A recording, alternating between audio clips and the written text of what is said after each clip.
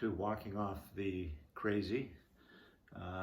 I'd like to maybe talk a little about why I'm doing the hike and kind of what brings me to this point. And I guess this is basically my story.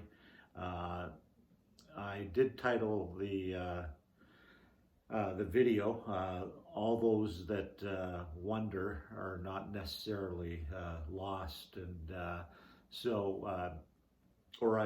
or something along those lines. I forget what the heck I titled this, but something like that. I'm not going out on the AT because I am lost. I very much know who I am. I'm not looking for anything, to strengthen myself in any way. I am a person of faith. I don't have any things in terms of events in my life, like a death of a loved one or anyone else that I need to kind of convalesce, as it were, on the trail. But just kind of maybe going back, I'd kind of give you some information about myself. I do find this very hard to be able to talk about myself. I grew up in Ontario. I did move to Manitoba when I was 16. Now, growing up in Ontario, Southern Ontario, I grew up in Stony Creek and Hamilton, and we, as kids, were given the kind of the run of the town at that time, Stony Creek, and we very much enjoyed going out into the Niagara Escarpment, which is actually a protected area in Southern Ontario, and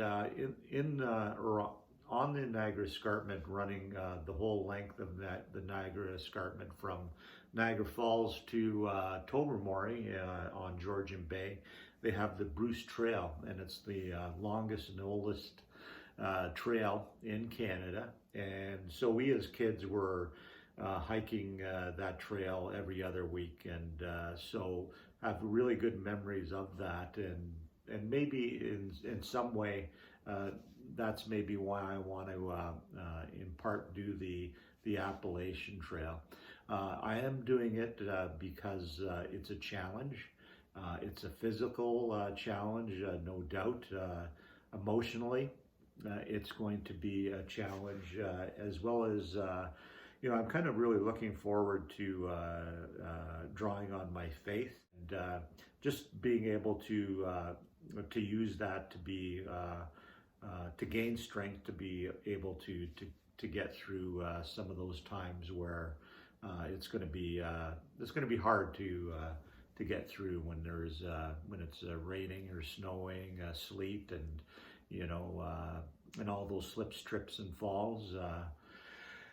So going to be going out in February 21st. And I was kind of referring to, my earlier life. My dad was very much an outdoors person, as well as my brothers and sisters. I did take environmental sciences out in Lethbridge, Alberta, when I was in my early 20s, and basically I wanted to roam the wild country, as it were, and so. Did that for 2 years, came back to Winnipeg, and was I had two job offers basically, which were kind of a deciding, I guess, point in my life, as either staying in the city or doing something else. I wanted to definitely to roam in the outdoors and have that as my career as a conservation officer or a tech, something like that, be it a forestry tech or wildlife tech or something like that. So but I came back to Winnipeg and I got a job offer working in manning a counting fence, an Arctic char counting fence, if you believe that, in Tuktoyaktuk, Northwest Territories. And had another job offer with urban forestry in Winnipeg here, and decided I'd go with the job in Winnipeg. I had a relationship at that point going, and wanted to spend a little time here in Winnipeg. So I did take that forestry tech position, and we were basically surveying for Dutch elm disease in the Winnipeg area, in Winnipeg and the surrounding area. So I took that and kind of never looked back, and now I'm retiring from the city as officially April 23rd, but I will be leaving the employ of the city February 11th, using up some holiday time, and I'll be out on trail on the 21st. So yeah, and I have two kids, Brendan and Jennifer, and they are in their early 30s now. They're great kids, love them to death. Brendan, as I've kind of alluded to in other videos, especially with my fundraiser with Make-A-Wish. Brendan had or was diagnosed with medulloblastoma. He was not quite 3 years old, and so that really kind of put us in a tailspin.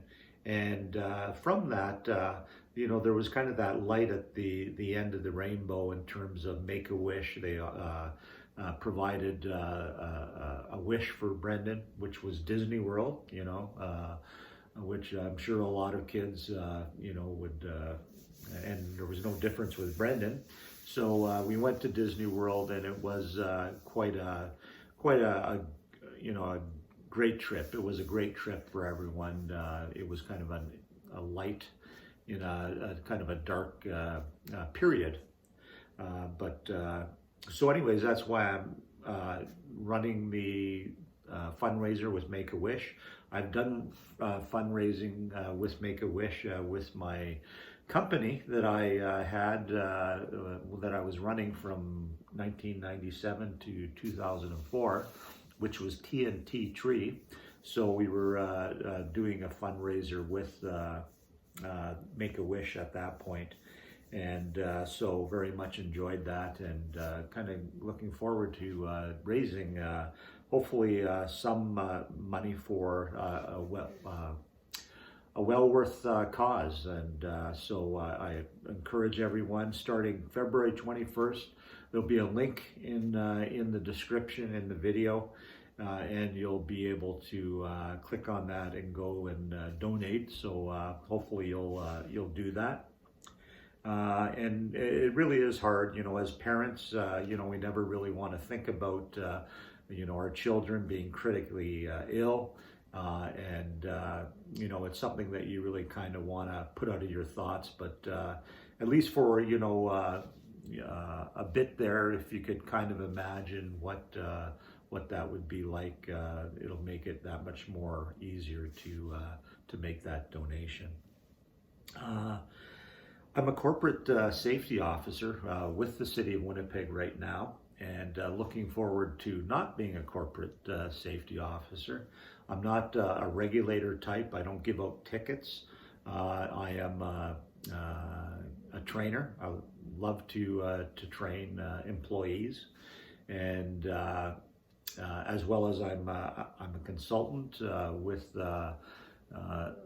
pretty well all the different departments of the city government. So that's really been enjoyable for the last 16 years. I was also, for a good stretch, I was with the insect control branch, killing mosquitoes, believe it or not. And I like to kind of think that I killed the last mosquito before I left. I don't know if, well, you can see out there right now, there's probably not a mosquito out there. But then again, it is Christmas, so there is snow on the ground, and even in Canada, I don't think we have, many mosquitoes at this point. So So I've been planning an AT hike for the last 4 years, and really, looking forward to it. It kind of started out where I was thinking, I'd like to do a rim-to-rim hike of the Grand Canyon, and it evolved into hiking the AT, if you can believe that. So that's kind of how it started. It's been 4 years now. It's all I can think about. I've had a lot of mentoring in terms of other individuals that have hiked the trail. I'm thinking quite notably, or quite recently, that would be Camper and Screwball, of course, and Chit Chat Dinner Bell. Going back, there was Dixie and Rocket, and there was Scoutmaster. There was the Blazing Bakers. Again, this just kind of a little bit about myself. I don't know if you have any questions about me that you'd like to know. I'm more than willing to answer that on the chat. So thank you very much for watching. Again, subscribe and hit that notification bell, and we'll see you in February. Thank you.